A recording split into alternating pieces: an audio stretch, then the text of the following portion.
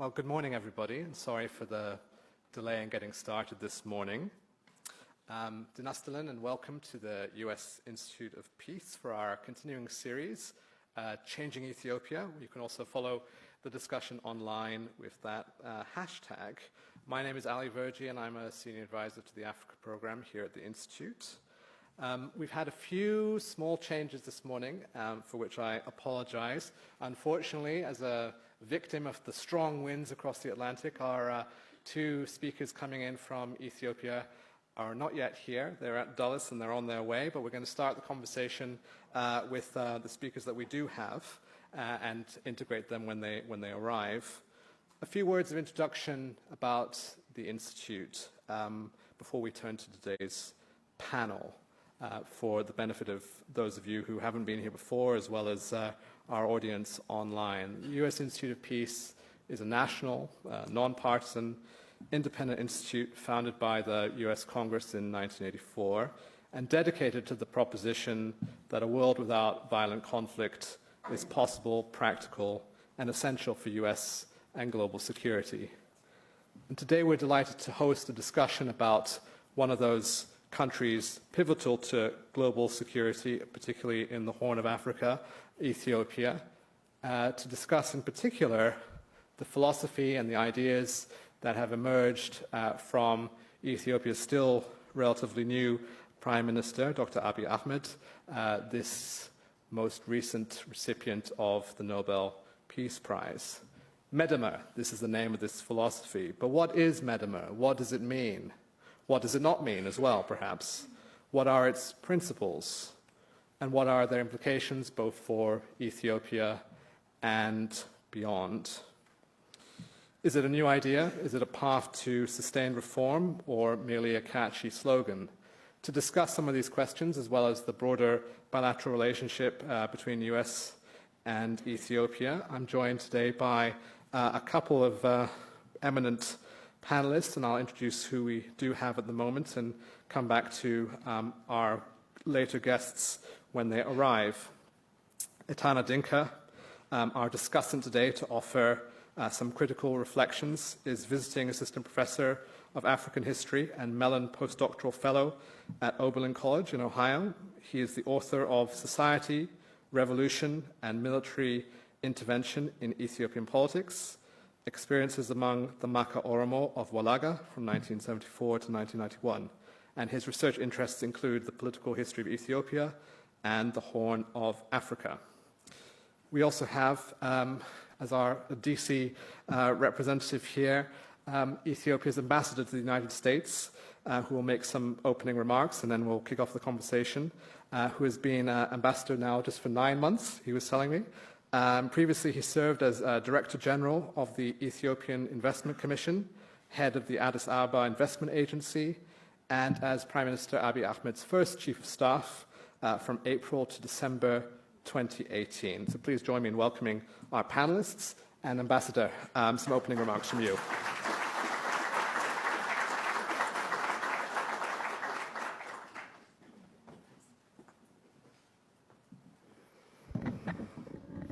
Thank you. Good morning. I'm checking if there are people in the room. Good morning. Good morning. Thank you. Excellencies, distinguished guests, ladies and gentlemen, good morning. I'm very honored to be here with you this morning amongst this August Assembly. Before I start my remarks, I would like to express my sincere appreciation to the U.S. Peace Institute for organizing this timely event to discuss Medemer, the new philosophy introduced by Ethiopian Prime Minister and Nobel Peace Laureate Dr. Abiy Ahmed. Thank you very much. As most of you know, immediately after taking office in April 2018, Prime Minister Abiy initiated unprecedented political and economic reform measures that have completely changed Ethiopia's political landscape and put our country on a new trajectory of social and economic transformation.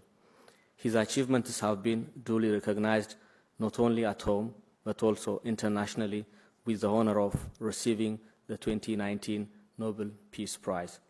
Some of the major reforms undertaken in the past few months include the following. Immediately after taking office, the new administration lifted the country's state of emergency and released thousands of political prisoners. The terrorist designation of exiled opposition political groups was removed, and they were invited to return home to participate in the political process. Media censorship was discontinued, and several repressive laws have been revised to build a more transparent, accountable, and democratic governance.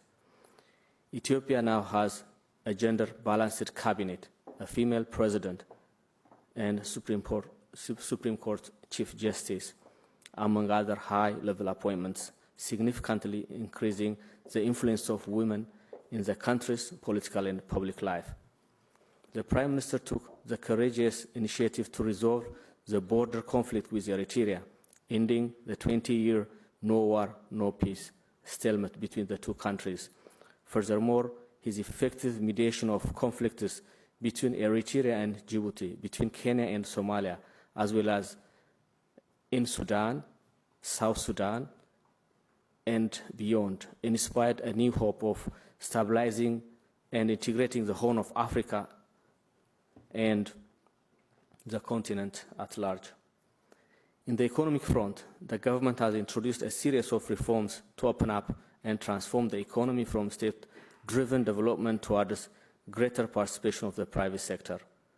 Accordingly, the government has initiated an ambitious homegrown economic reform program with the aim of ensuring rapid economic growth, generating employment opportunities, especially for the youth and women, and creating an inclusive pathway to prosperity for all. A national ease of doing business initiative is being implemented with the aim of improving the business climate, eliminating bureaucratic red tape, and creating a predictable and transparent regulatory framework. A new investment proclamation is recently approved by the Parliament to modernize the investment regulatory framework and encourage private sector participation in foreign investment in several sectors of the economy. Ladies and gentlemen, getting back to the main theme of today's forum, understanding Madamar, the organizers ponder whether this new political philosophy can remake Ethiopia, and they framed three important questions for discussion. One, what are the key principles of Madamar and how can they be applied both domestically and abroad? Two, how does Madamar link with existing Ethiopian political and social structure?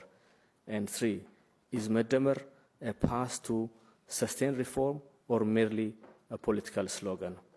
As this question will be addressed by the distinguished panel of experts, including senior advisors from the Office of the Prime Minister, I will not dwell on the details here. However, I will try to highlight some of the core aspects of Madamar to provide a general framework for our discussion. In explaining the philosophy of Madamar during his Nobel Peace Prize acceptance speech, Prime Minister Abiy has noted that Madamar is a homegrown idea that is reflected in our political, social, and economic life. It signifies synergy, convergence, and teamwork for a common destiny. The Prime Minister envisioned Madamar as a social compact for Ethiopians to build a just, democratic, and humane society by pulling together our resources for our collective survival and prosperity. He said, at its core, Madamar is a covenant of peace that seeks unity in our common humanity. It pursues peace by practicing the value of love, forgiveness, and reconciliation. Beyond the broader Ethiopia's Madamar inspired foreign policy pursues peace through bilateral and multilateral cooperation and good neighborhoodness. The inclusiveness of Madamar ensures no one is left behind, and we strive to live with our neighbors in peace and harmony. To further elaborate the concept, I would like to share with you some insightful reviews by a prominent scholar here in the US, Professor Al-Mariam, who has written extensively on Madamar, over the past months. In his recent Madamar book review, Professor Al-Mariam wrote, "In the dynamic process of cooperation and competition, Madamar represents a synergetic process of coming together of individuals, groups, leaders, and institutions to work more energetically and effectively for the common good in the public interest." That synergy, using a physics metaphor, would be like fusion, in which nuclei combine to release vast amount of energy.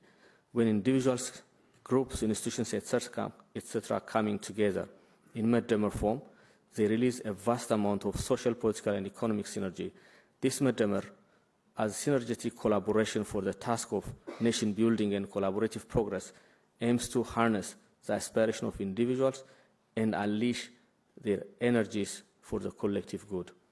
Thus, from the above brief review, we can understand that Madamar is not just a political philosophy or a mere political slogan.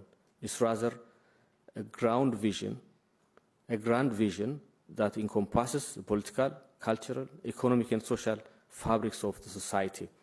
Although we still have a long way to go, the achievements gained so far by the political and economic reform undertaken within the short period of time are both exceptional and are commendable by any standard. We understand that these deep-rooted reform measures take time and require patience.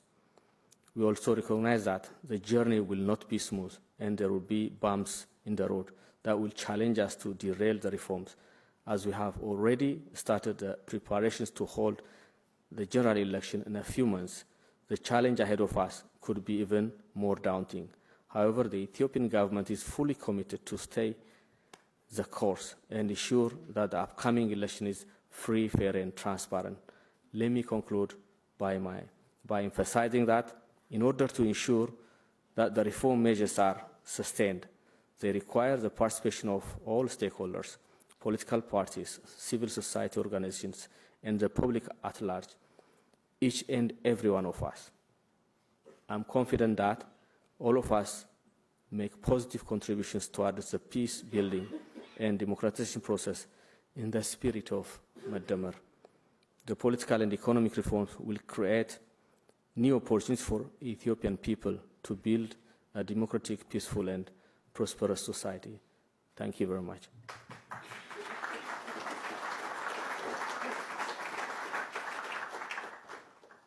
Well, thank you, Ambassador, for your remarks, and thank you for joining us today. Maybe we can start where you left off, just to begin the conversation and come back to Madamar in a moment. But you talked about reforms. And for those of us who've been watching Ethiopia since Prime Minister Abiy came into power and witnessing the changes, observing the many accomplishments that have occurred in a fairly short period of time, one question that I have for you is to hear a little bit more about what reforms do you feel are most important now? When we talk about reforms, and you talked about political reforms, economic reforms, we could also mention security reforms. The danger is that it's a seemingly endless list. And I think it would be useful and interesting for us to try and understand more about what the priorities are.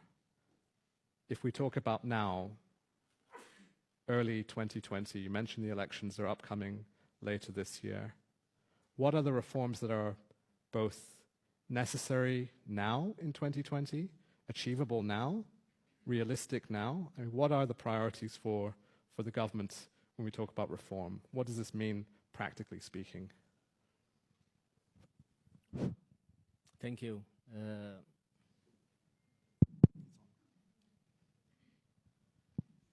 The whole concept of reform is why the reform was needed. Before Prime Minister Abiy came to power, as most of you remember, there were large number of youths needing a reform, pushing for change. And that built up over a long period of years. And basically, if you see what happened before the Prime Minister Abiy came to power, there were, in terms of economic progress, there were fast growth, mainly fueled by public investment in infrastructure, and mainly by state-owned enterprises. Banks were not providing any resources or enough resources for the private sector, and the private sector in every sector were not able to compete easily with government or state-owned enterprises. So because of that, there were feelings of non-inclusive approach for economic, as well as when you come to the political process, the parliament that is still working at the moment is 100% controlled by the governing party, which has created a sense of alienation, or people want to be inclusive. So the reform is both political, economic, has been the need for inclusiveness. Sure, but what are the priorities? Because when you mention the parliament, yes, you're right, it is, as you say, 100% held by the governing party. That isn't going to change tomorrow. That may change with elections whenever those are held. But what are the priorities that the government can do now? You can't change the composition of the parliament, right? That's going to remain more or less unchanged. So when you talk about economic reforms, for example, what are the things that the government can do in the near term? Okay, as I explained earlier on my opening remark, I'll come to the economic part, but in the political part, to allow citizens to participate directly or through whomever they are represented by opposition parties, to express their views, to allow freedom of speech and also freedoms of expression, which is already on the constitution, but was not practiced. So there were also laws that prevented practically the expression that was enshrined in the constitution. So removing, changing, and enacting new ones has been a priority, and that has been already done and will continue to be. So that's part of the democratization process, political process. So if I can ask you on yes, that, then what, because as you said, it has been done. I mean, opposition parties are now able to function. There is greater freedom of expression, media, and so on. So what remains to be done? What still can be done now? So that is just opening up. One of the problems, as I said, was lack of inclusiveness. And the political parties that dissent, that has different views, some of them were labeled as terrorists, exiled or imprisoned, some of them life for life or death sentence.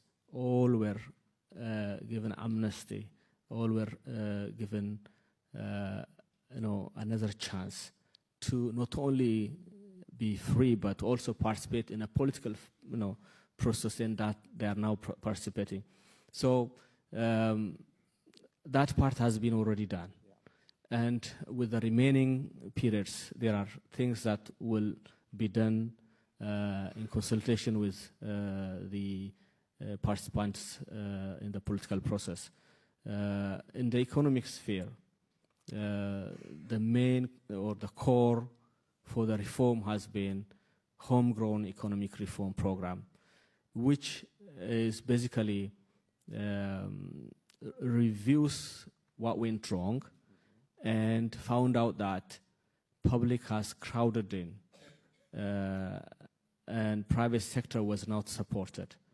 So the theme is just to encourage private sector participation by way of, first one is not maybe the main one, but privatization, partial privatization is part of it, but the challenge is not only few public ownership, but also there are challenges in the macro arrangement where you have huge foreign currency shortages, the exchange rate control, or the foreign currency policy, the trade policy, all that has to be reviewed in pursuit of supporting the private sector and accelerating the growth.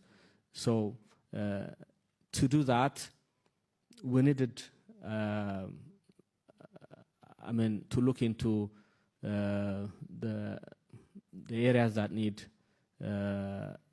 change, one of which is to improve the ease of doing business.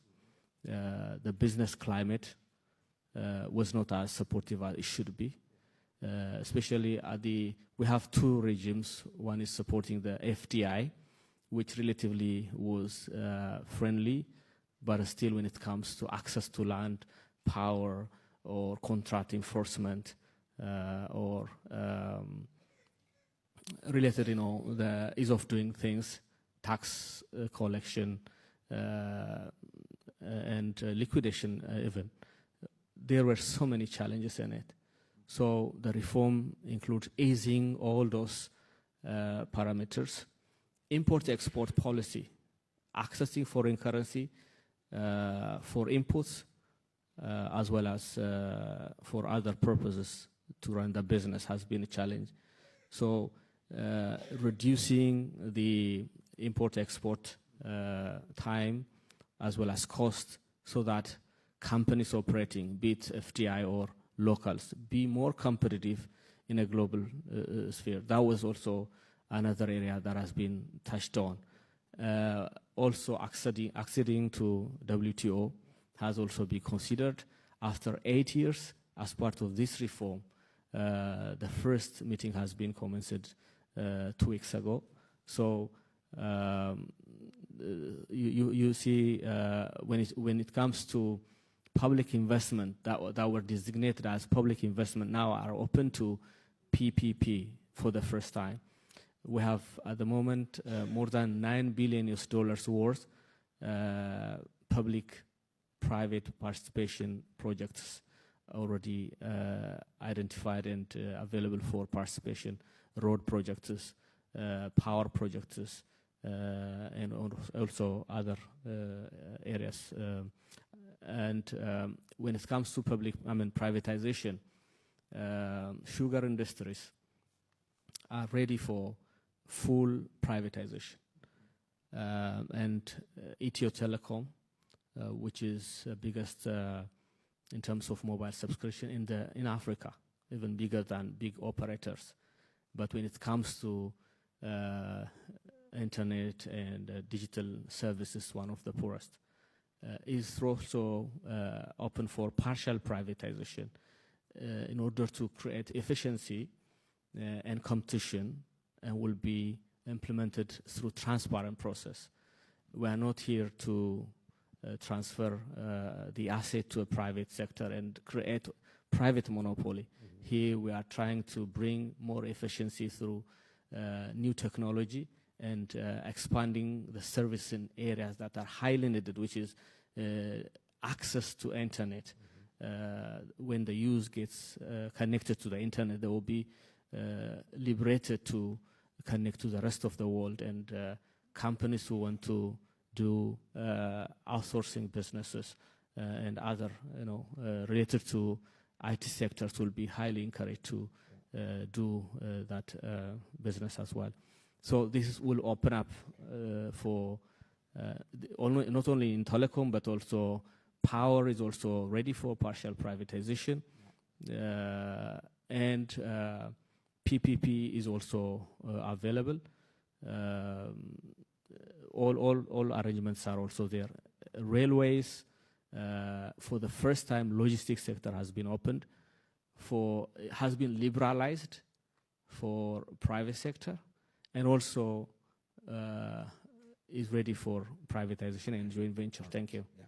Ambassador, maybe we can come back to some of the many details you raised in a moment, particularly this idea of a homegrown reform plan, because I think a lot of us would recognize when you talk about privatization and more investment and so on, that this isn't necessarily a unique approach. It's certainly something that's happened in a lot of countries. But I want to bring Etana Dinka into the conversation first for a moment to ask you the question about reform from the vantage point of 2020, February.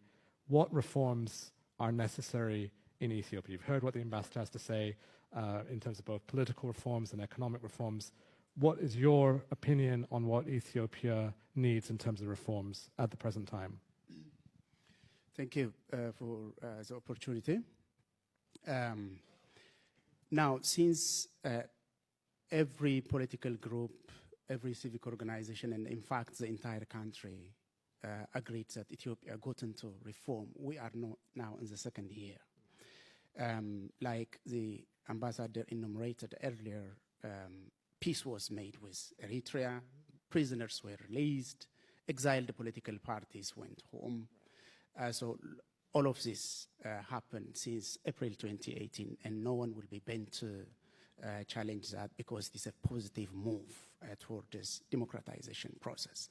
But after 2018, as soon as the new Prime Minister, Abiy Ahmed, came to power, Ethiopia is not doing well, and the main agenda is not about reform. The main agenda of Abiy's government is to lay a ground, build a foundation upon which Abiy will stay on power for long. So what reforms are needed then? I mean, if you don't think reforms are occurring, what are the reforms that are needed? The reforms needed for me are many in terms of politics, economy, and even within the society itself, including the issues of media. But the first step Ethiopia needs to do to get into a real reform, there is one priority. Unless that priority is filled, Ethiopia cannot get into a real reform because there is a major obstacle on the way of the reform. That is the Prime Minister Abiy himself. So what is that one thing that needs to happen, that one priority? The removal of Abiy Ahmed from office. Okay. I'm not sure I see that as a reform exactly, but I want to ask you, to press you a bit more on what is the reform that is needed. If Ethiopia is not experiencing enough reform in your view, what reforms are needed? Thank you very much. So once we talk about this issue, if we agree that Abiy is a problem, not part of a solution, because since he came to office in the name of democratization, in the name of reform, lots of damages have been done to the country's institutions, including the defense forces and every institution that the country has. So the reform we need is to open a space equally for the opposition and for the governing party. Right now, the opposition has a freedom to work to some extent, which we cannot deny, in major urban centers. In rural Ethiopia today, hundreds of opposition supporters are being taken into prison. Citizens are slain, killed in broad daylight in the western provinces of the country. As I am talking right now, citizens are being dragged out of home, being killed. 3 provinces in the western part of the country are cut off from internet, from telephone.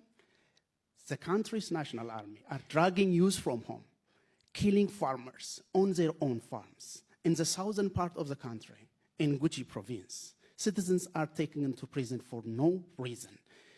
Totally, the political space has not been open the way it has been promised. Mm-hmm. There is no equal opportunity given to the opposition and to the governing political party. In fact, the governing political party is hijacking every government institution, every government structure to promote its own ideal, which is a return into imperial Ethiopia in disguise.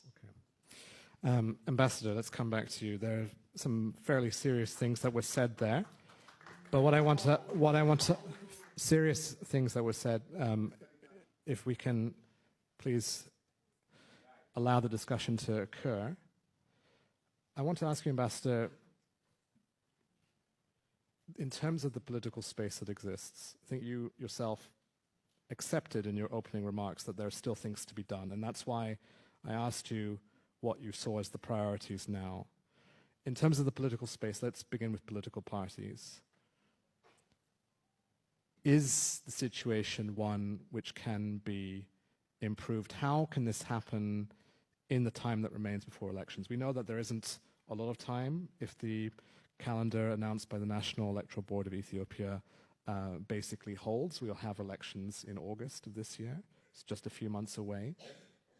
What can be done to increase the political space, or what are the plans of the government to increase the political space for opposition parties, for other parties, particularly during an election campaign? Thank you so much.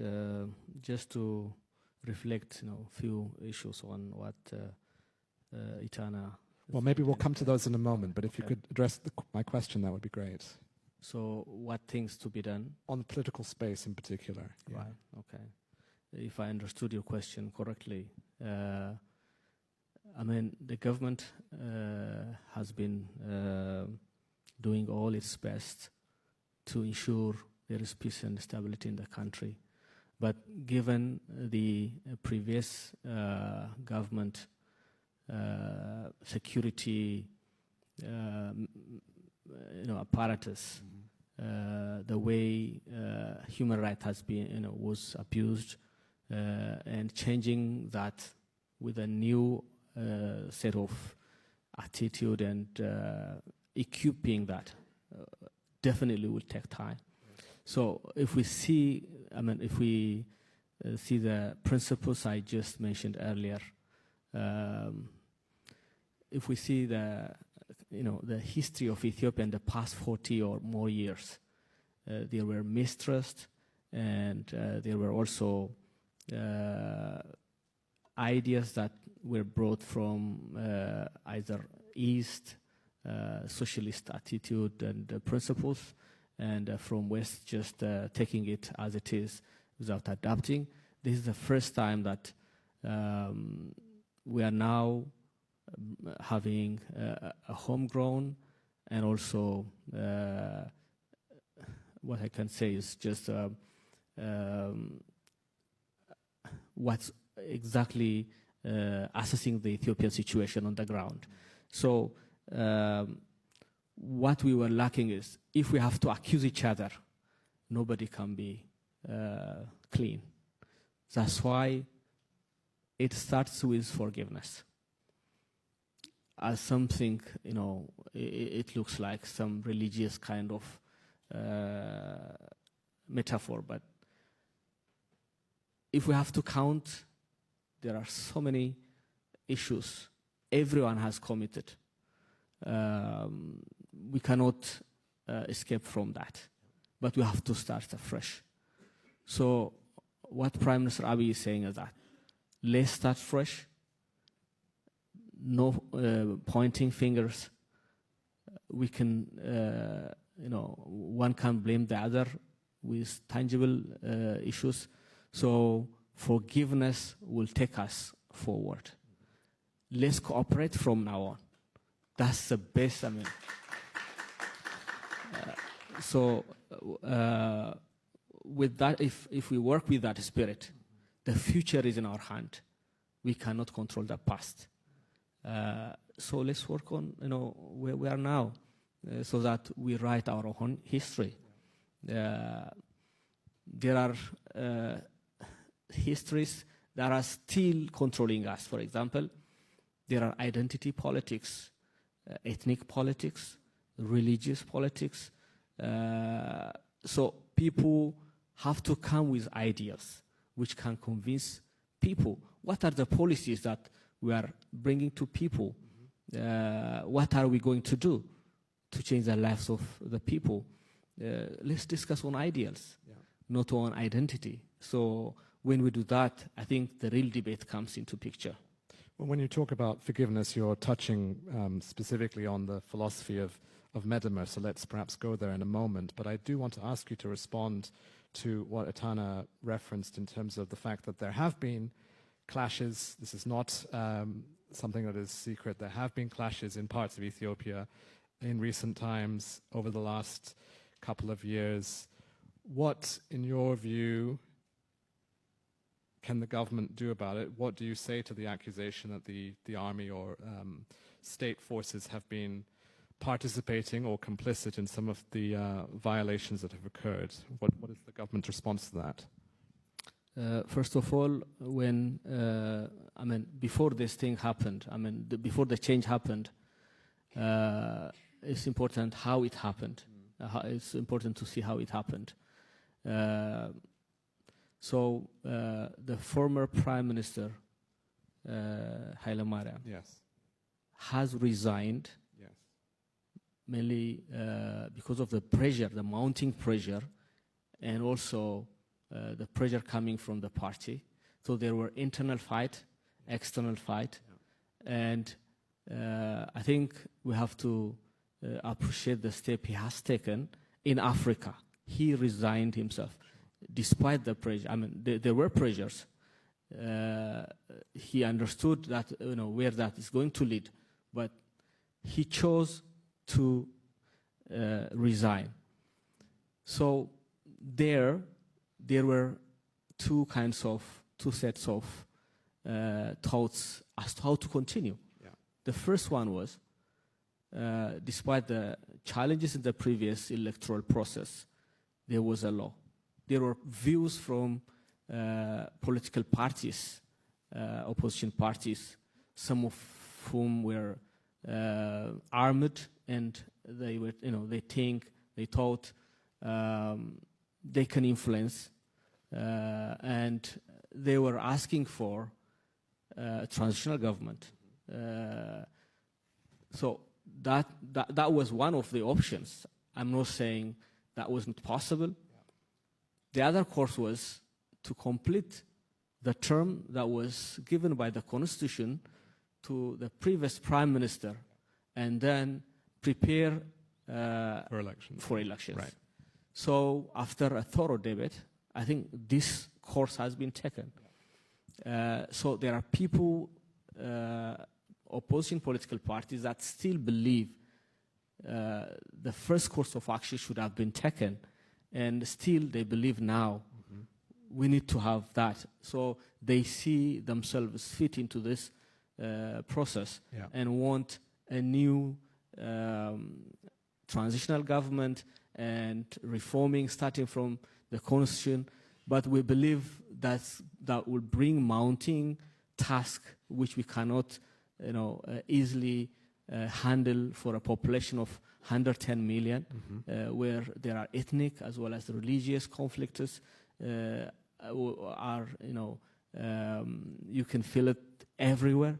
So this is a kind of a political consultation that has led us to where we are now. Okay, thank you for that. But I don't think that entirely responds to the question of what has happened since Prime Minister Abiy has come into office, in terms of some of the violence that has occurred in the country, some of the displacement that has occurred in the country. Ethiopia has now a very high number of internally displaced persons as a result of some of these subnational conflicts. What do you say to the allegation that the government has, or the government forces or the army have participated, maybe not in all cases, but in some cases, to either participate in these violations or otherwise not prevent them from occurring? I mean, what is the government's response to that in terms of what's happening now and last year, and not necessarily when Haile Mariam was Prime Minister? I understand. So what happened is a continuation of what was prepared and before the new Prime Minister came to power. But now, when different parties joined for a peaceful political process, all of them were not denouncing violence. Some of them continued with their way of looking forward to power. Some of them who were in neighboring countries armed, when invited, there was a condition to denounce violence and also be unarmed. They did that when they joined, but partly what you see in parts of the country is as a result of not honoring this covenant they just took before they decided to join. But I don't want to take this blame to all. Sure. But also there were also security reform that dysfunctioned some of the security that were accused because of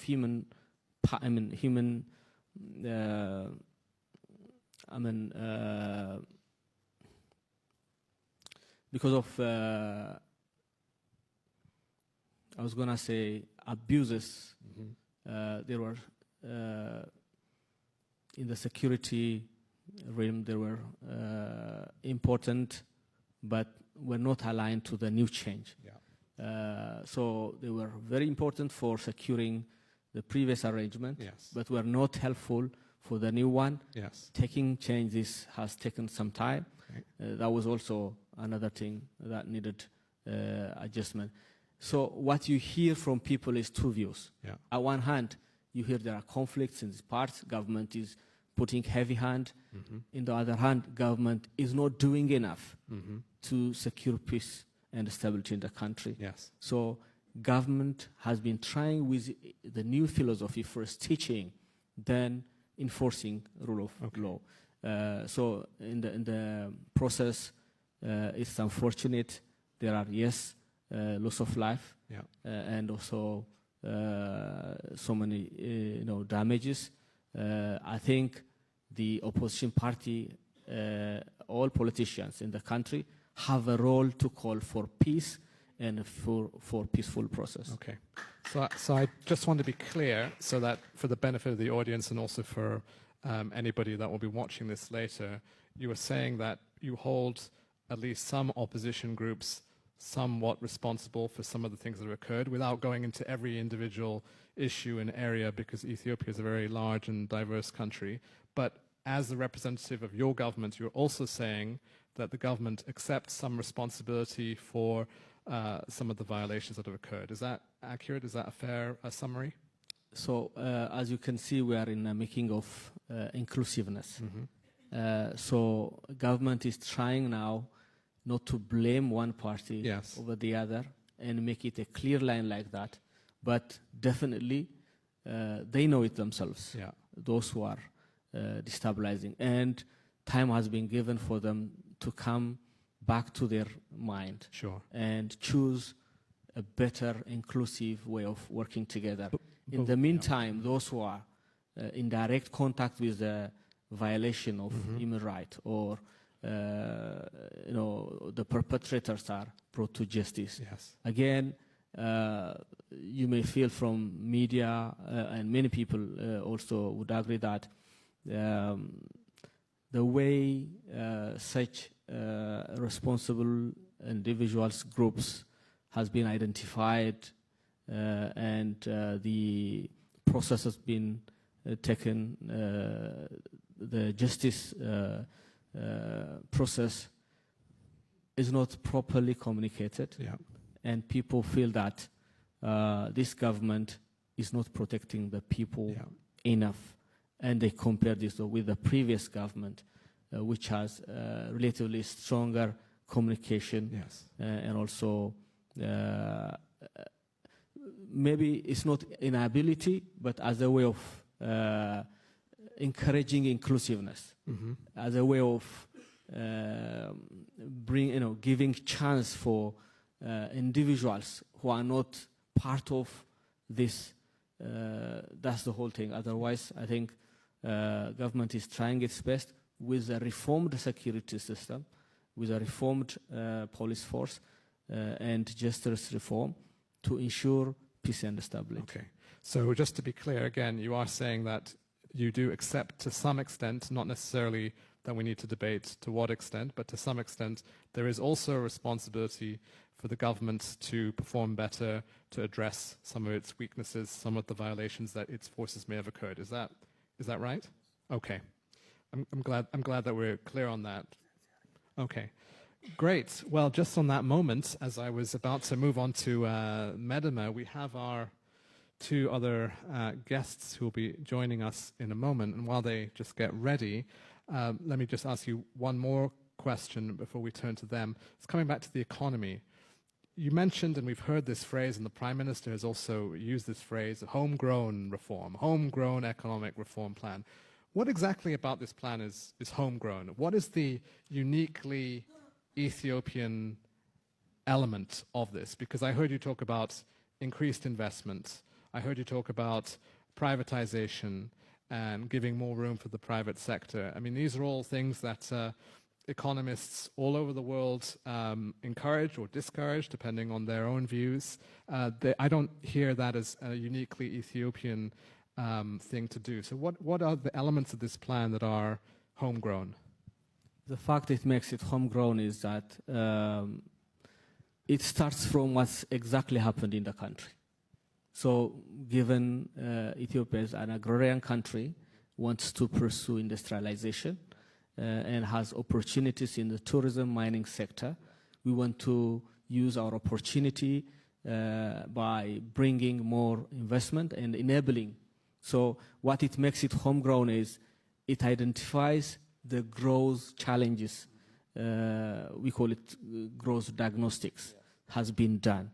So we are not bringing new just ideas from somewhere and trying to. In the past, there were attempts to just copy from. We hear it sometimes from South Korea, developmental state approach, or from other countries. So this time, what we have done is, what are the challenges in the country? Yes.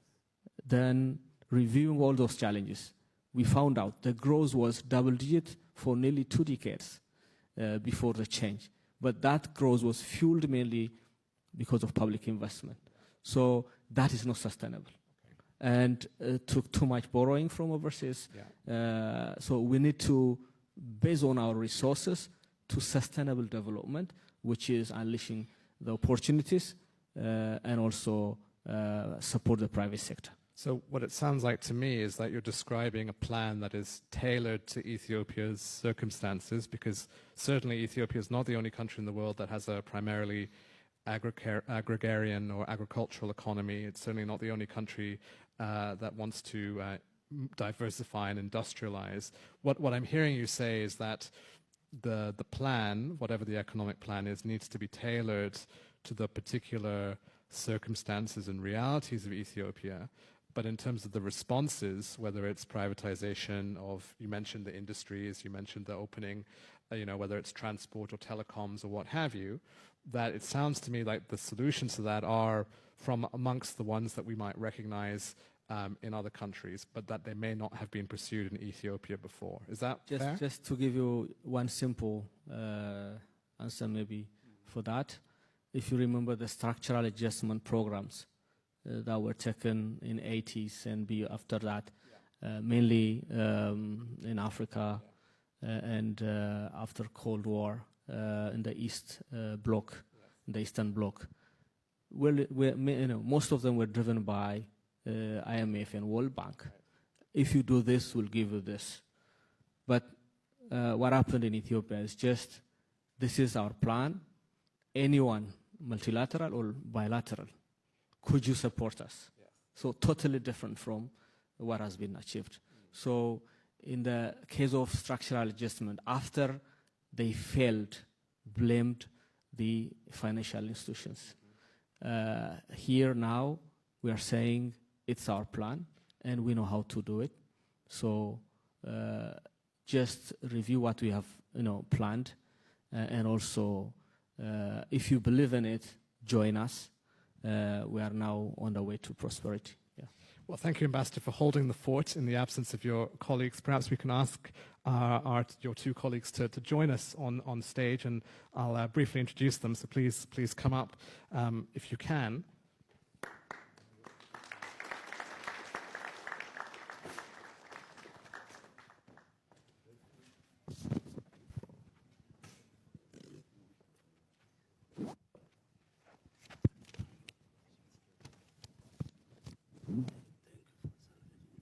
Well, thank you. Welcome. I know that traffic is still what it is. Dulles is not that close, but thank you for making the journey, the long, long journey from Addis. We've been talking, in your absence, a little bit about the ambassador's experience. Of course, you know very well that he was also working in the Prime Minister's office for some time, and we were just talking a little bit about his own views and some of what he said in his speech. But perhaps we can turn now more to Medimer as the philosophy, which we try to stay away from a little bit, although the ambassador said, and we've just been talking about forgiveness, and forgiveness is obviously one of these key concepts in Medimer. So let me just say a few words of introduction and then put questions to you immediately. Lencho Bati is the Senior Political Diplomacy and Foreign Policy Advisor in the Office of Prime Minister Abiy.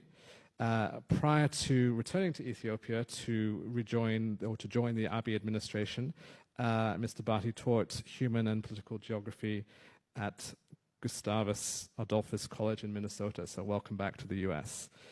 And we also have sitting to your left, Mamo Miretu, who is Senior Advisor on Policy Reforms and Chief Trade Negotiator in the Office of the Prime Minister. And you lead the Policy and Performance team as well in the Office of the Prime Minister. So thank you, gentlemen, again for coming and for making it here. Lencho Bati, if I can turn to you. We've heard... Sorry for interruption, Virgin, yes. Because Ambassador was talking for most of the time. Yeah. I have just one point to throw before we get into the main discussion of the Medimer. Can I come back to you in just a moment? Can I just put a question to our... Just to be fair to the audience. Yeah, sure. Don't worry. We'll get there. So, Mr. Bati, if I could come to you and just ask you, what does Medimer mean for you? What you may have not heard is the ambassador summarized and gave some of the excerpts of the speech that the Prime Minister gave in Oslo when he received the Nobel Prize. But can you explain to us, when we hear this word Medimer and people say synergy, what does that really mean? Like, practically speaking, synergy is one of those words that people like to throw around. It's one of those buzzwords that, you know, we can find it in a lot of places in this town, for example. What does it really mean? What does it practically mean? Can you help us try and understand that? And then we'll start from there, and then we'll come back to respond to some of the other issues that have been raised. Thank you. Sorry for being late. I'm asked to explain the idea behind Medimer. As you all know, every society, every state has a unique history and a unique trajectory. In Ethiopian case, or in African case, in post-colonial Africa, different form of state building, different form of organizing a society has been tried. By and large, there's some success, but when we look at the continent, by and large, still we're struggling with the idea of stateness. We are struggling with the idea of how to hold a society together. In case of Ethiopia, for many, many years, a project that was aimed at creating a national political polity has been tried for many years under different governance during the monarchy, during the Marxist regime, under Marx-Leninist, different form of ideology has been tried. Since 1991, the federal arrangement has been tried. All of them, we cannot say they are a failure, but there are some successes, but they still remain inadequate. Ethiopia being one of the oldest nations in Africa, still from time to time, it faces a challenge of stateness. It faces challenges of fragmentation. So the Prime Minister trying to find a way. How can we organize the Ethiopian society? How can we organize our political economy? How can we create a national unity? Out of this, he came up with the idea of Medimer. Medimer means it's an idea of national mobilization where we put all our efforts together instead of dichotomizing things or instead of just putting things into the extreme, trying to find a common middle ground around which we all organize ourselves and build a multinational federal states. This requires mobilizing and bringing together all ethnic groups, all religious sects. At the same time, in the arena of economy also, it requires creating partnership between private and public also, and also mobilize the entire Ethiopian population. So Madammar means it's a synergy. It is a system that looks things from holistic point of view. Usually things has been defined in dichotomous way, either in the left or in the right, or with me or against me, all those kind of stuff. But this ideology, this thinking, trying to strike a balance between competition and also cooperation. How can we synthesize? How can we synchronize our social relations, and how we can also organize our economy in creating partnership between private and public? In the past, the public has been, a lot of investment has been made in public sphere, but the private investment has been somehow suppressed. This time, we are trying to diminish the role of the state eventually, but still the state still intervene when it's necessary. But we are trying to invite in the private investors and foreign investors in order to put the Ethiopian economy in the right track. Right. So, Lencha, while you were away, we actually did talk quite a lot about the economy. So let me press you more on the first part. This idea of synergy, I still don't hear an answer to my question. What does it mean, practically speaking, when we talk about a synergistic approach? I mean, the way the Prime Minister put it in his speech in Oslo was, Madammar signifies synergy, convergence, and teamwork for a common destiny. Those are nice words, but I'm still not clear on what exactly they mean, practically speaking. Well, Madammar has three pillars. One, it's an effort to create a national unity. Okay. And second, is an effort to make sure citizens of Ethiopia become free and enjoy freedom. Yeah. And third, combine all this, we pursue the path for prosperity. Right. In order to do that, we need to come together. Yeah. Okay, we need to come together, put our efforts together, and work for common goal. Our diversity is a blessing, and we have multinational federation stay. Yeah. It is not a system or a process of creating one monolithic national identity. It's it's a way of bringing everything together. Yes. And create a symbiosis relationship, a relationship that is mutual. Yeah, but mutual between who exactly? Because when you talk about mutuality of agreements, there are different agencies here. Yeah. Society is an agency, religion is an agency, the private sector is an agency, the state is an agency. All these things need to be organized and articulated properly in order to bring a desired goal. So the synergy is organizing, coordinating all of this in a synchronized way so that we can achieve our destiny of prosperity.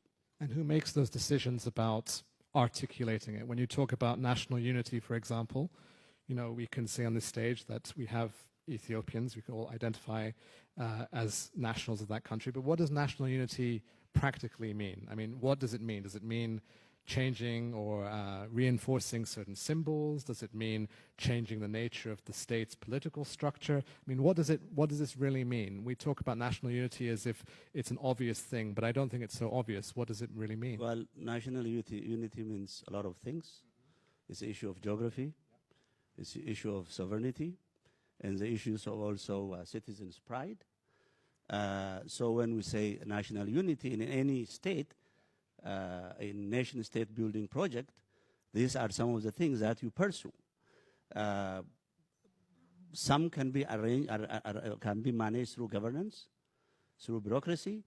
Some need to also have a national aspiration where people identify themselves with the geography, with the national anthem, with the history, and also common destiny. As I said, this problem of issue of Madammar in the first place came about because we have a problem. Okay, we have a fragmented society. So the Prime Minister thinks this is a means, okay, to fix this fragmentation. If you see our federation, for example, it's a step in the right direction. But this federation is not converging. It's not a process of creating a national common political polity. Rather, what we see is a divergent federation in which, in most cases, people really don't share an aspiration of one another, even under one geographic system. So it is a necessary intervention to fix some of the system that is broken. So when you talk about the federal structure, does convergence mean abandoning that, No, moving no, away no, from it it? does not. I mean, what does it mean? So this is what I'm trying to understand, practically speaking, that yes, Ethiopia is a federation. You just said that's a step in the right direction, but that there isn't convergence. So help us try to understand, practically speaking, when we talk about Ethiopia as a federal country, what does convergence mean in that particular dimension? Does it mean changing somehow, tweaking somehow? I mean, what does it mean? No. Federation is, as I said, the step in the right direction. Yeah. It came about because it was aimed to answer some of pre-1991 tensions, but that federation was mismanaged. It was more of a facade. It was centrally managed. So regions were not free to run their own bureaucracy, to run their own governance. So as such, it has created a lot of conflicts. It has created a lot of tension. That's actually culminated into mass protest and opposition, and eventually the system has to change. So when we say this federation needs to converge, as an Ethiopian society, as a people under one state, we have our differences. We also have things that we have in common. We need to emphasize on what we have in common rather than emphasizing what we have separately. So how do you propose to do that if you're also pursuing more federalism? You're saying that effectively the problem was it was too centralized or it wasn't genuine.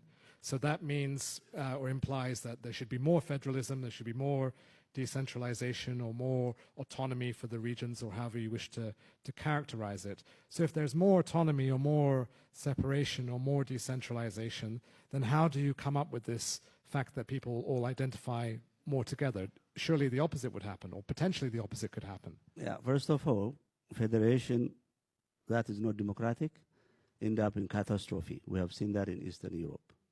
The Ethiopian Federation lacks democracy. So it is necessary to interject a democratic system of governance into Ethiopian Federation, and at the same time allow people to exercise their language and culture, and also use their resources. At the same time, also unite as a national political society.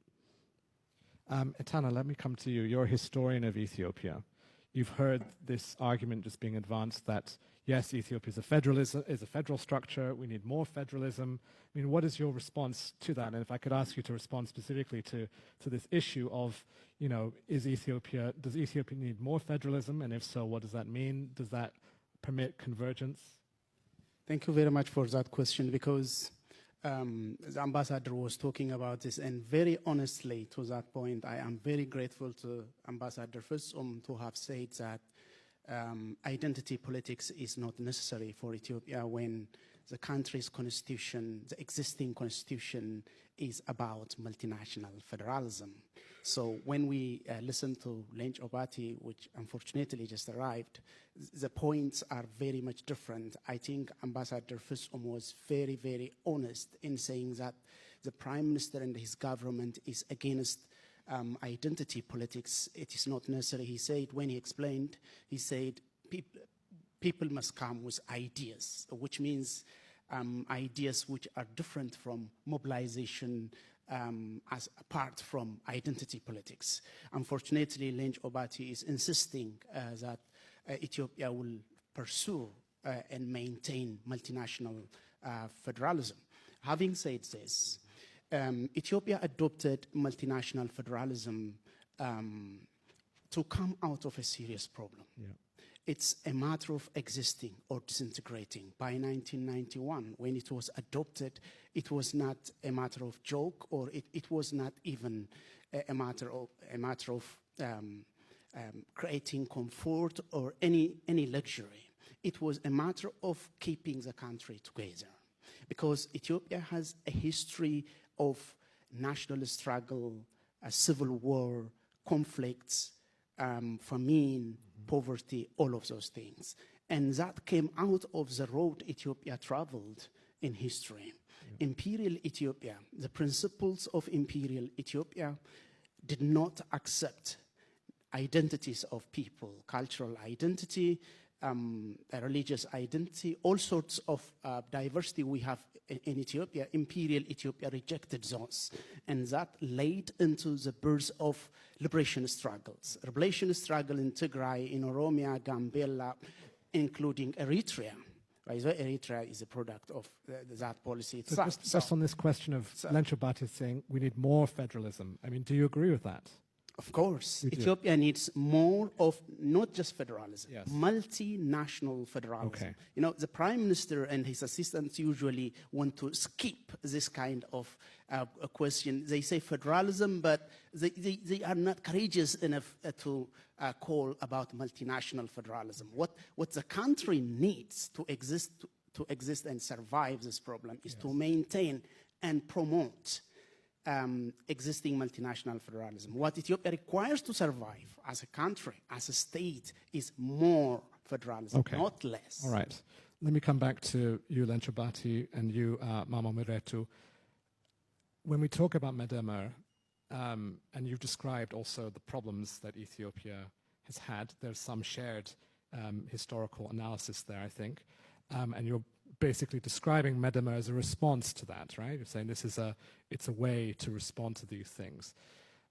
We've heard, you know, the sort of rhetoric of Medemir in terms of coming together and adding together and so on, but I'm still struggling to understand what does it practically mean as a solution, because I've heard the diagnosis that Ethiopia is in trouble, that Ethiopia faces many challenges.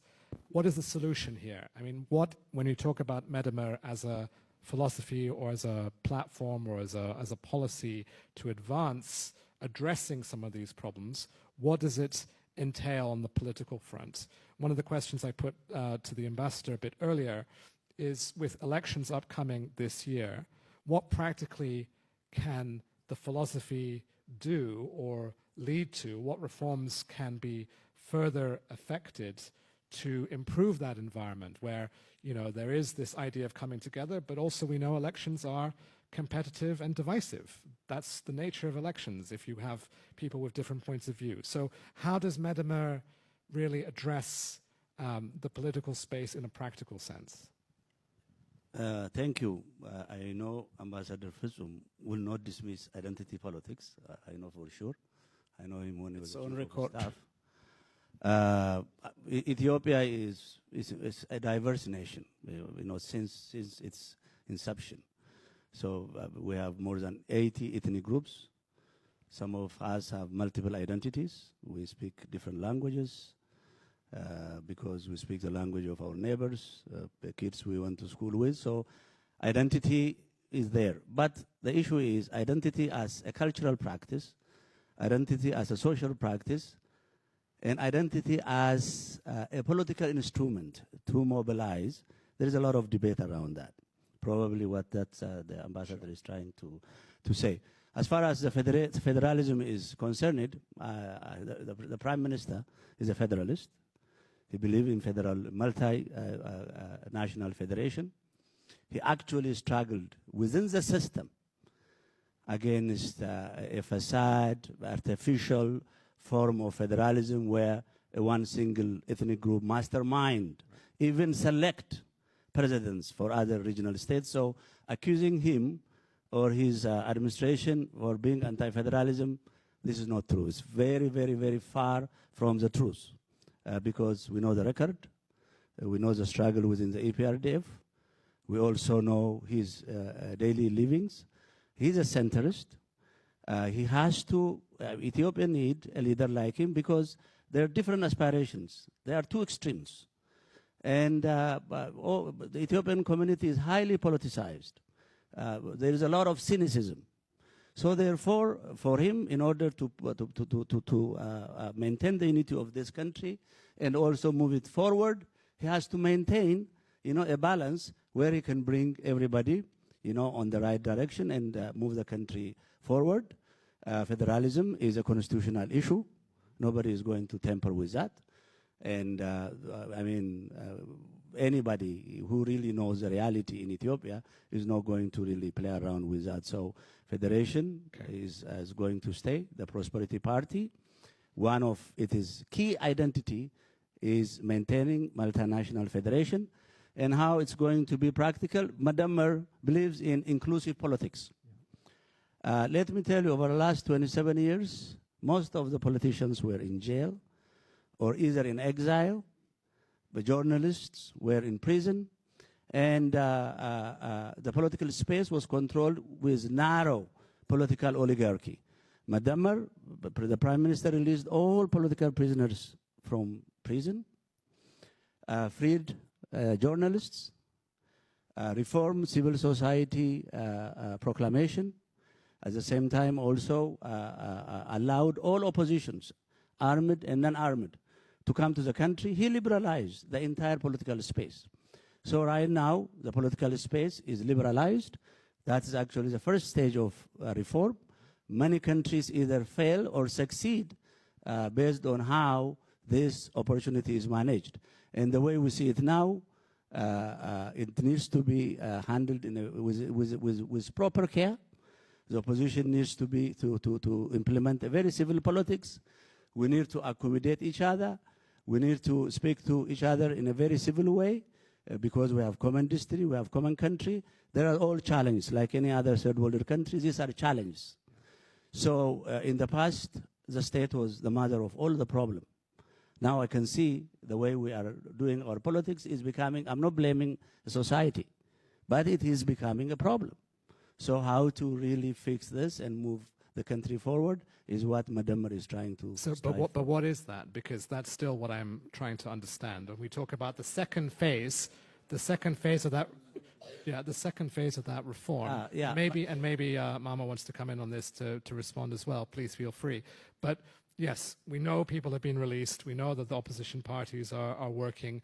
I'm still trying to understand, and I think the audience would like to also understand, when we talk about the second phase of reform, when we talk about practically preparing, for a more inclusive politics, as you put it, what does that actually mean? I mean, inclusive politics is one of those phrases that also sounds nice, but in practice, what does it mean beyond the bare ability of parties to function? Madamar is actually much richer than inclusive politics. This is what has been prescribed from somewhere else in the past. Madamar is homegrown idea. We have our differences. We can maintain our differences, but we have common needs.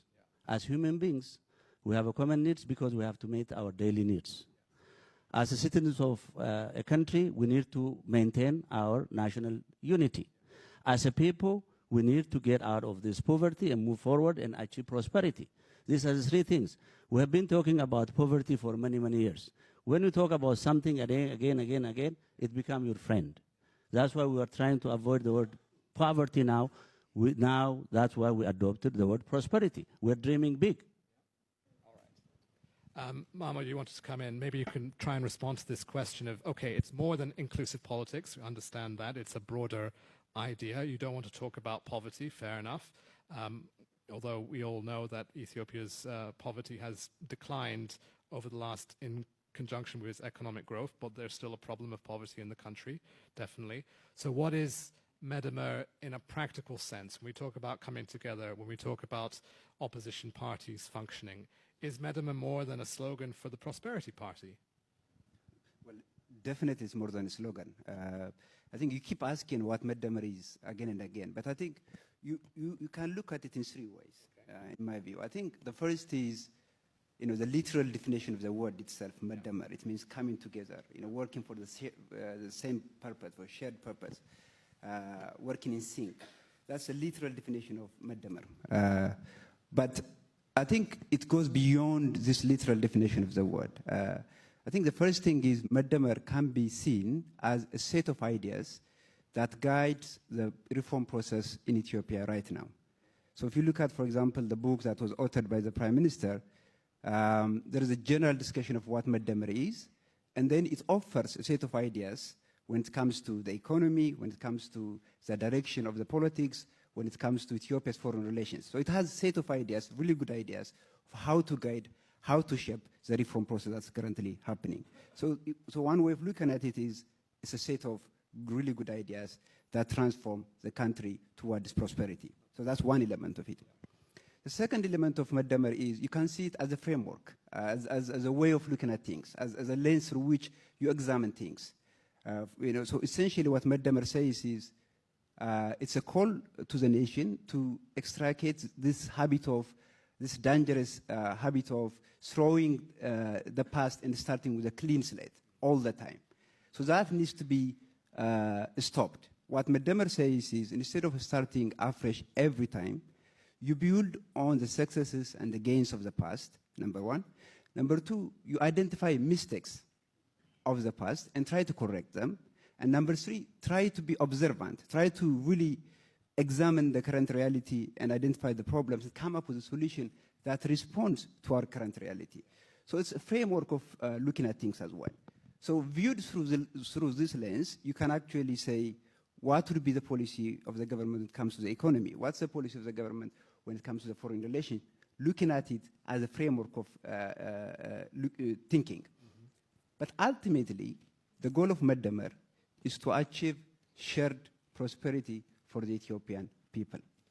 Ultimately, the goal of Madamar is to leave a legacy of hope for the next generation. So we look at the past, and instead of throwing it away, we see what lessons that we can take from that, correct past mistakes, and build a bright future for the next generation. Okay. Ultimately, that's what Madamar is all about. Thanks very much. That's helpful. Maybe we can move on a little bit from this to talk a bit more about foreign policy. You've just mentioned that time is running. The African Union Summit just happened in Addis last week. When you walked around Addis, you could see the billboard saying Madamar for a prosperous Africa. This is emblazoned on the African Union Summit billboards. What does Madamar mean when you say it's a framework for understanding action? Yes. What does it mean when we talk about foreign policy? And let's perhaps start with the region. So we're all very much aware of the achievements that have occurred. So let's not dwell on what's been done, but let's try and understand what does it mean practically speaking. So, as we know right now, Ethiopia is engaged in these sensitive talks about the Nile with Egypt, with Sudan. Without going into the details of that, obviously it's sensitive and still a negotiation that's ongoing. But can you explain to us, for example, how Madamar, when we talk about cooperation or coming together, how would that play out in this very practical and very real case where it matters, right? The outcome matters to all the countries involved. It particularly matters to Ethiopia. So what does it mean when we talk about Madamar in a regional foreign policy context? And maybe we can start with the water issues, and then perhaps we can broaden out a little bit. I think, first of all, when it comes to the negotiation regarding GERD, this is, as you said, a very sensitive issue, and I would avoid making any comment on that particular topic at this particular time. I'm not asking you to go into details. I'm just saying in terms of the approach when we talk about it, right? The principle, if we look at the Prime Minister's speech, is cooperation, friendship, right? And that presumably goes for the neighboring countries as well, yes, including ones which may not have the same interests as Ethiopia. Yes. So I'm just trying to understand what it means practically speaking. Yes. As foreign policy. So I think absolutely. So if you look at the Madamar conception, you can actually make really strong connection about Ethiopia's foreign policy priority when it comes to Africa, because Madamar essentially focuses on our shared humanity.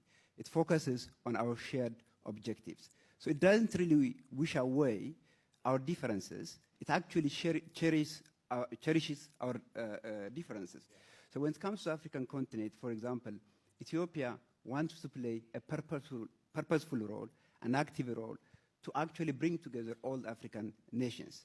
A very good example of this is the role that Ethiopia played in finalizing and negotiating the African Continental Free Trade Agreement.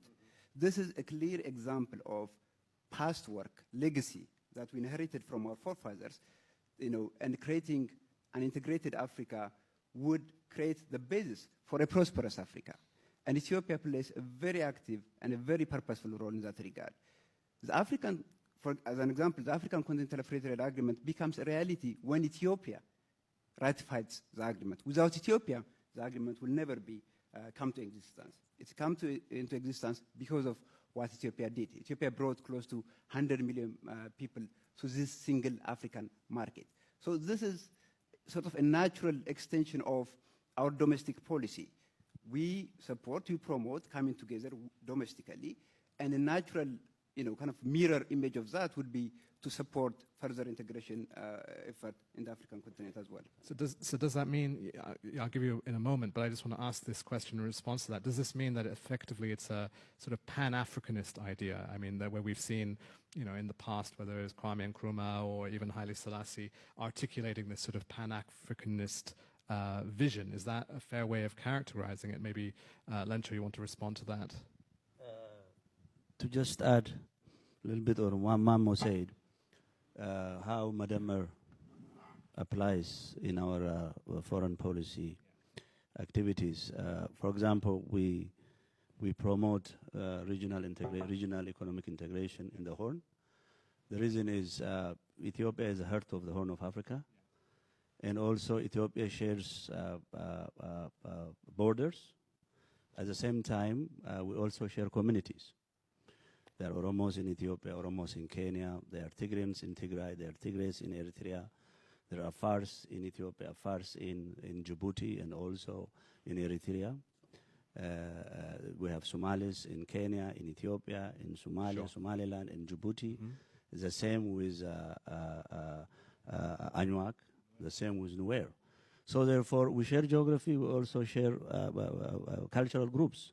So therefore, we can say our faith is interlinked. So Madamar is interlinking things. Instead of, we don't believe in particularizing things. We are trying to create a synergy for everything. We believe it will work. Because human beings, as Mamo said, have similar interest. Nation also can have similar interest. I don't know any nation who really wants to condemn itself to underdevelopment. Everybody wants to move forward. So in this, we can pull our efforts together. We can also use our natural endowments and work for the betterment of the whole region. For Ethiopia also, it's a larger economy. It's 108 million people. It's landlocked. It is a primary economy, agricultural economy. We need ports. All these countries around us have ports. So therefore, even for our own interest, for our economic interest, we give priority to our neighbors. We don't have any enemies. We don't start from labeling somebody or some nation as an enemy. We start everybody as our neighbor. Then we move forward. So what you've described in some sense is, basic political interest, right? That Ethiopia needs access to ports. Ethiopia needs to have good relations where it has shared ethnic groups and so on. Two questions. One is, isn't that always sort of what the interests have been? I mean, the ports may change and that may still change, but where is the key difference in that? Yeah. But if I can just add a second question to that and coming back to this idea of beyond the border regions, right? Obviously, you're right. There are these areas where through history, colonialism, the way that land was allocated, you have groups split between several different countries. But beyond that, in terms of when it's emblazoned on the African Union banner as Medema for a Prosperous Africa, what does that mean if you are, say, Nigeria? What does that mean if you are Zambia, from the perspective of Medema and this sort of idea that it's beyond boundaries? I mean, what should those countries understand, and by extension, countries further afield as well? Yeah, one important concept in this Medema is it's not a zero-sum game. It believes in symmetry, means balancing. It believes in competition. At the same time, it also believes in cooperation. So this is how our foreign policy is going to be guided. We do not pursue a foreign interest. It is not because it is our right. It is because we need it. For example, the Nile. I mean, the majority of the rivers comes from Ethiopia. We are not raising an issue of rights. We are raising the issue of needs. We only use what we need. It is not about we use what is ours. We don't pursue that kind of. We just use what we need because we need it. And when we do that, we also make sure others do not get hurt or others' livelihood is not affected. What about where needs or interests conflict? I mean, Ethiopia has its needs, other countries define their needs as well. This is all the international relation politics. We want to pursue a different one, and we believe it will work. As you are right, it's a Pan-African sense, and we are humans of this globe, and our life shouldn't always be fueled by throat-cutting competition. Okay. What about for the other countries on the continent? Like I said, if you're thinking about this from a further perspective, you mentioned, Mamo mentioned the Continental Free Trade Agreement. So that's obviously a tangible expression of that. It incorporates or hopes to incorporate almost every country on the continent. If you are not an immediate neighbor of Ethiopia, what does the new foreign policy mean for you? What if you are, as I said, Nigeria or Zambia or the Central African Republic or you name it? I mean, what is the expectation? Is there a general orientation that we can see coming out of this that other countries should expect or should know? I mean, whoever wants to respond to that. Yeah. I think, Madamar, essentially, as I said, if you look at Madamar's foreign policy priority in the African continent, we want to promote integration. We want to create a bigger market within the African continent. When that happens, it will benefit not just Ethiopia, but the rest of Africa, whether it is Nigeria or South Africa or Guinea or whichever country that you mentioned, will benefit from that. It's just simple economics. When you create a bigger market, you will be able to attract investment, because investors will come and invest not just in one particular country, but in all countries, knowing that they can freely trade across the African continent. And this would be an important contribution for shared prosperity, not just in Ethiopia, but also in Nigeria. So what we really want to do is, the Prime Minister often talks about markets that are open to trade and minds that are open to ideas. That's a common phrase that he often repeats in his speech. His idea is for an Ethiopian living in Addis can go and work in Lagos, for example. That kind of closer integration would benefit everyone. Yeah, sure. Please, Ambassador. Just to add a little bit on this, what it is we are saying it's better together. It's better our way than my way or your way. So it's not just a simple concept. When you see our politicians or many people in the country, even the intellectuals, you find a kind of orthodox or conservative kind of my way kind of attitude. Staying for the last 10 months, 9 months here in the US, I've learned you compromise a lot. I think this is a wonderful, wisdom to go forward. We hardly do that. So Madamar is bringing this kind of infusion, this kind of bringing a way to work together. So what you see, what we are trying to achieve in the Nile negotiation is also what can we achieve together? Because it's better together again. And when you bring this into the African continent, intercontinental free trade agreement is one of them, but that's not all. We have what we call 2063 AU, African Union Agenda, which has many issues to bring Africa together, to create common market, to create a common, African, to unite Africa. So I think the African Union team and what is coming out as Madamar has more of one and same in many ways. It aligns easily to the African agenda as well. I think we have done so much in the past saying this is my way and that's how I should be pursuing.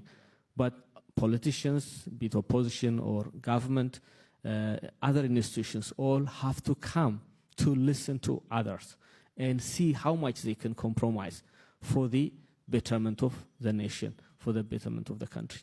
So what you're describing is not only, of course, an international precept, this my way, your way. You're also describing it in a domestic context. But listening is one thing, right? We can all listen, or you can invite people to listen and exchange views and dialogue, and that's something that is obviously very important. But that doesn't necessarily mean that there is a compromise that results in it. I mean, even on this panel, there are different points of view, right? How is it more than just about dialogue or just about hearing the other people? How is it possible, particularly for those that aren't in power or don't have the benefit of being in office? It's always easier for those that do have the power and do have the stronger position to say there should be compromise. It's much more difficult when you are in a weaker position to be equanimous in that way.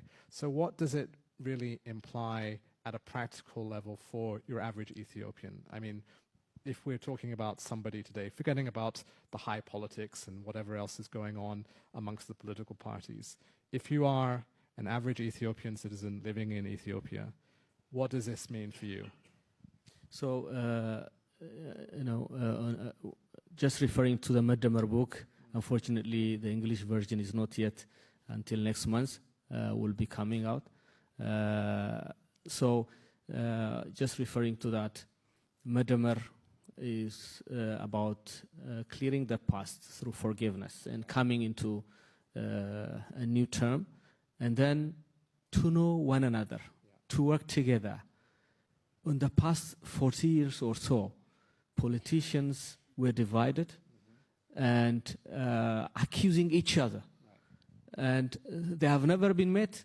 But what about in the ordinary person? I mean, not I'm talking about the ordinary people as well, because the politicians, they are the one, they coin ideas that divide or unite people. So those who are receptive of these ideas have never met, because they believe they are in a different world.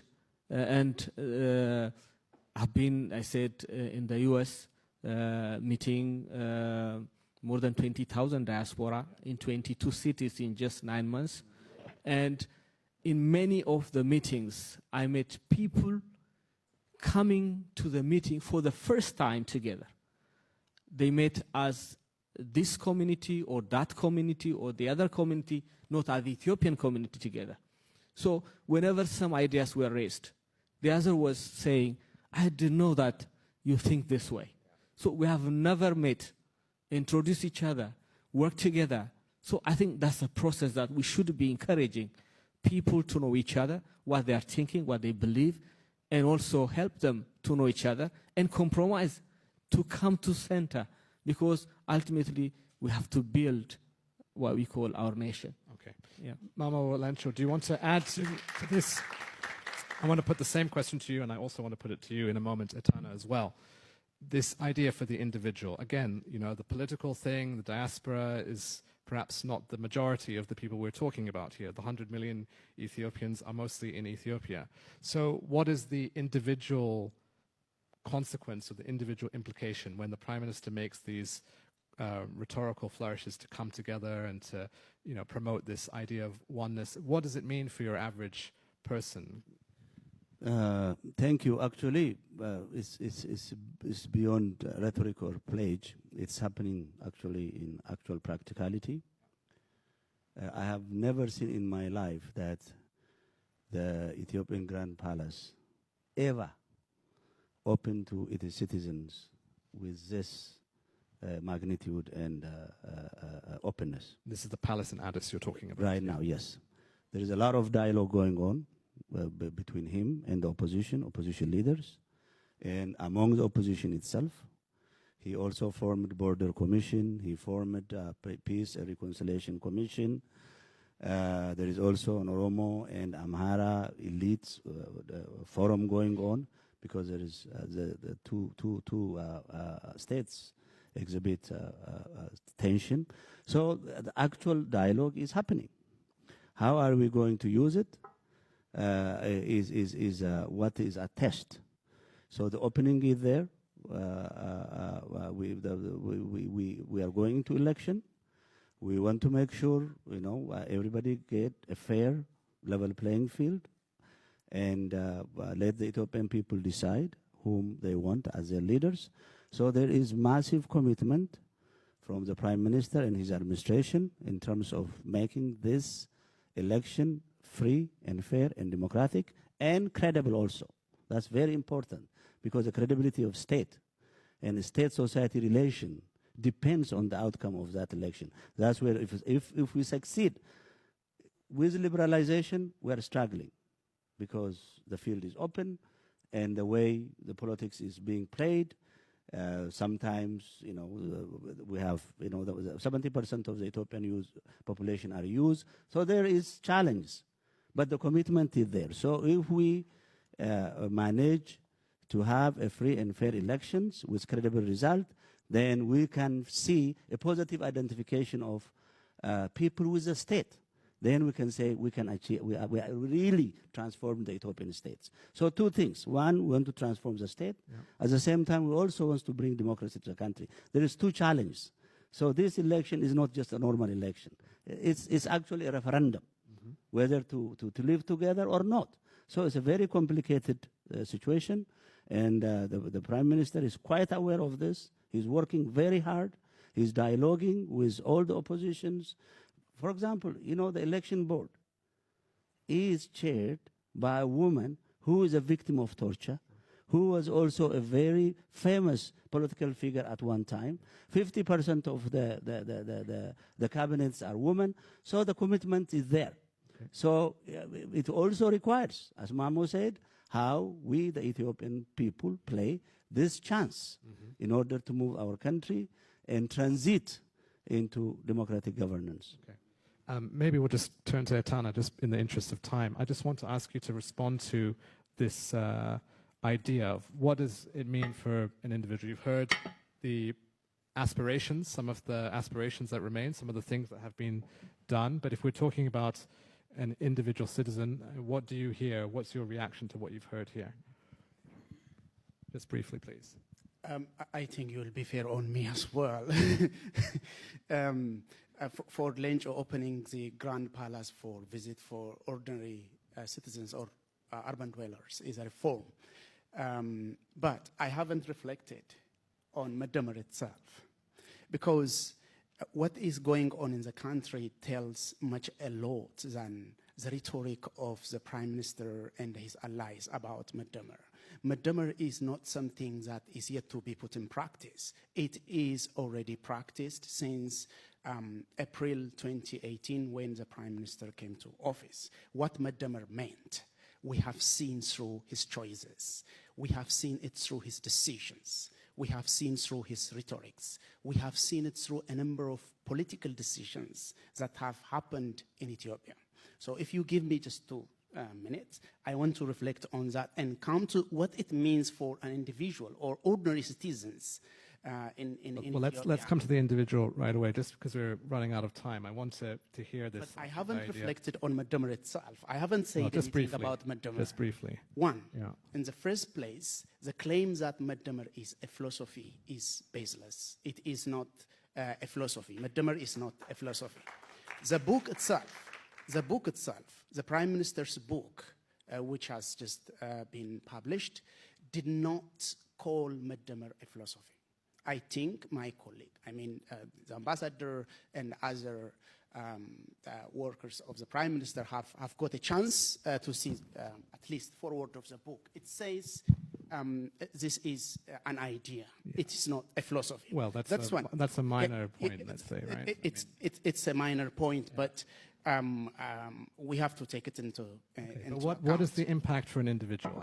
I want to get to the heart of the matter. You can critique the concept, but you've heard one articulation for what it could be for Ethiopian citizens. I want to know if you see that vision, if you agree with that, or if you see it a different way. Do you see life changing for your average person as a result of this idea? Medamar is an old rhetoric. It's just a return of the outworn and exhausted word unity that have been used for long. It's not a new thing. Okay. We have in Ethiopia today, a Prime Minister who just saw the referendum that had happened in particular place in the south, that is Sidama, and failed to recognize that the people has decided to have a separate statehood. Unfortunately, Lenjo said he is a federalist. If the prime minister is a federalist, what is his problem with Sidama? Why we have got 69 people killed in less than a week if the prime minister is a federalist? If the prime minister is a federalist, what is a problem with reorganizing the southern nations and nationalities into separate states? So the point is, the prime minister is in a process of dissolving Ethiopia's multinational federalism. That is what is unfolding in Ethiopia.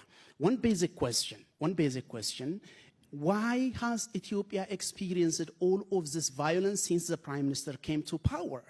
A type of violence that Ethiopia has never seen in recent decades. Why have we got people evicted in hundreds of thousands after the prime minister came to office? A prime minister who is a peace laureate, a prime minister who is praised to be democratic, a prime minister who is praised to be including women into his cabinet.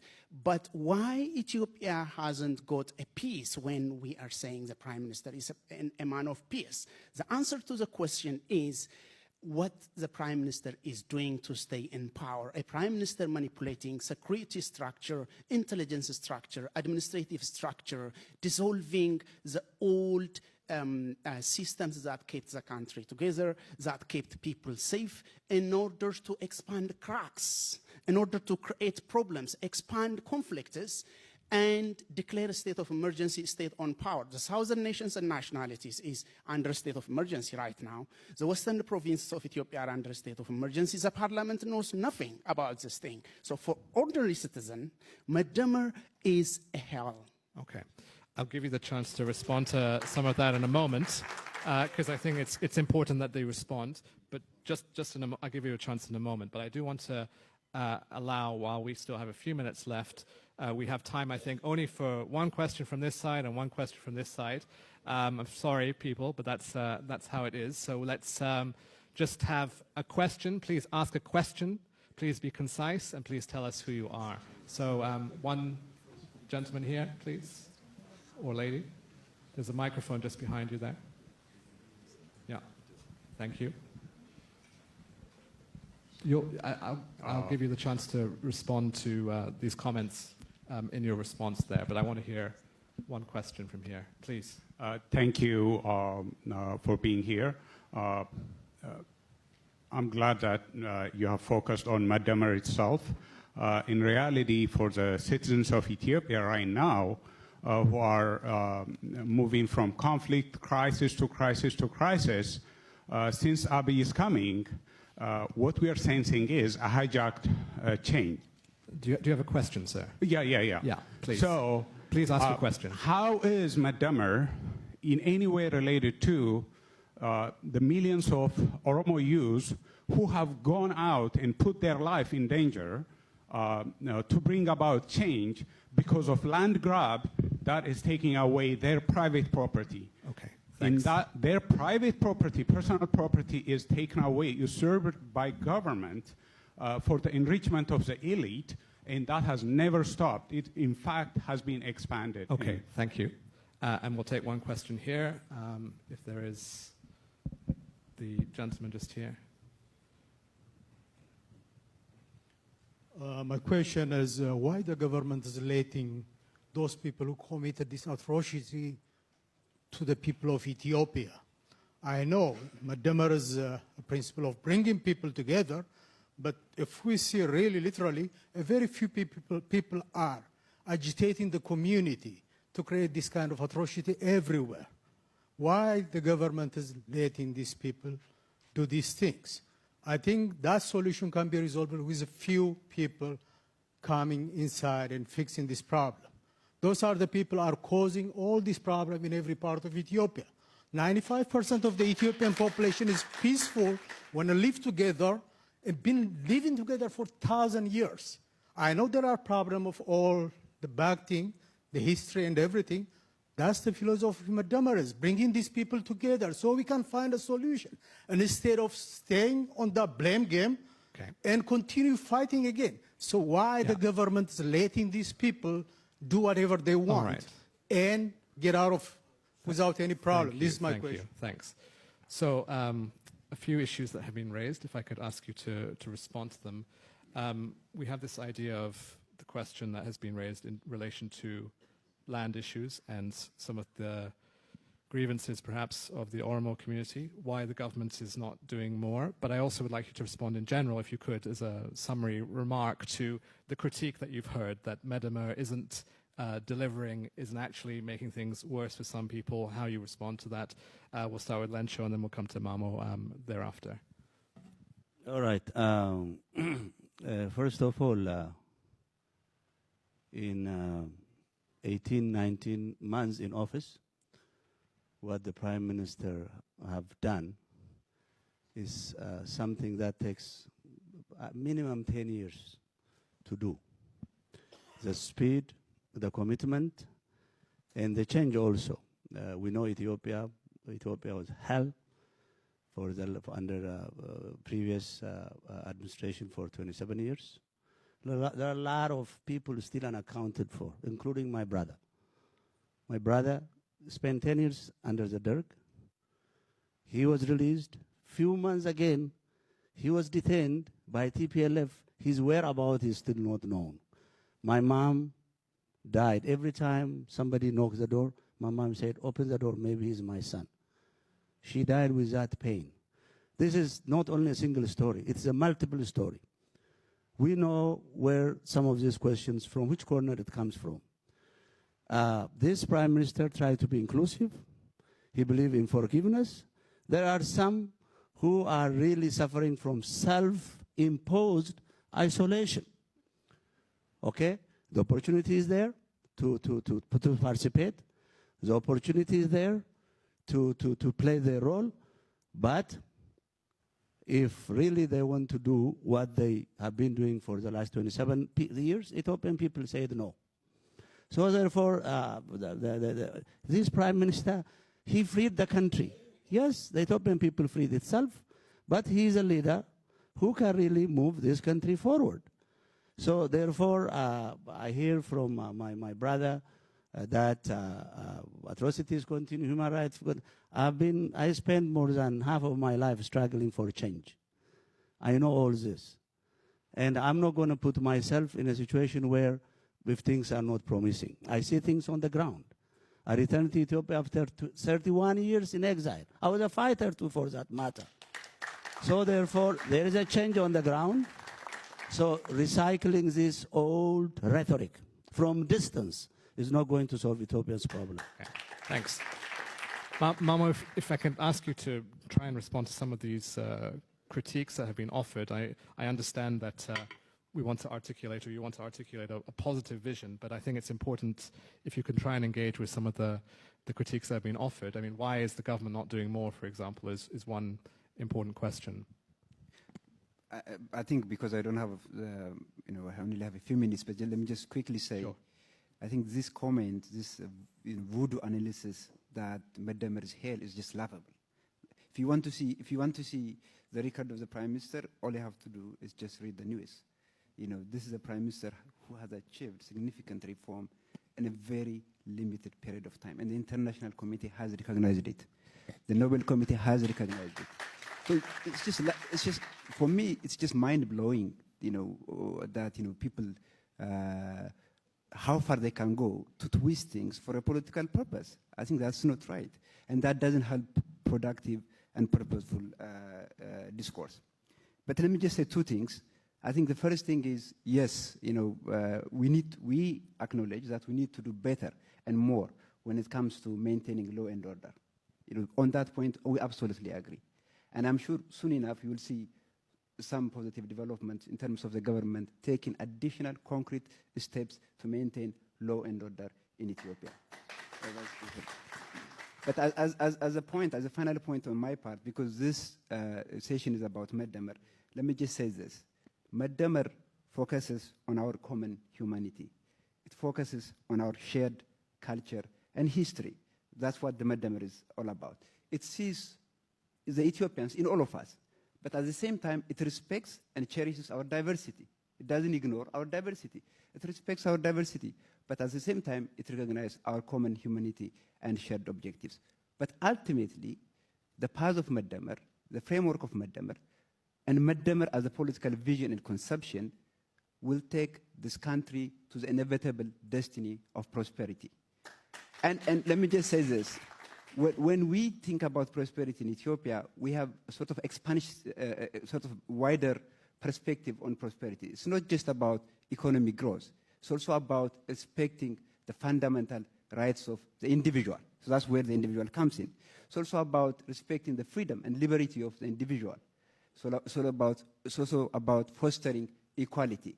So prosperity in the context of Madamar should be understood broadly, not just economic growth, but respect for equality and respect for political liberty at the same time. Thank you very much. And on that note, we will have to leave it there. I'm sorry we didn't have more time. Alas, Ethiopian Airlines flight times are not not in our control. But please join me in thanking our panelists, Lencho Bati, Mama Moretu, Fitsuma Rega, and Etana Dinkab.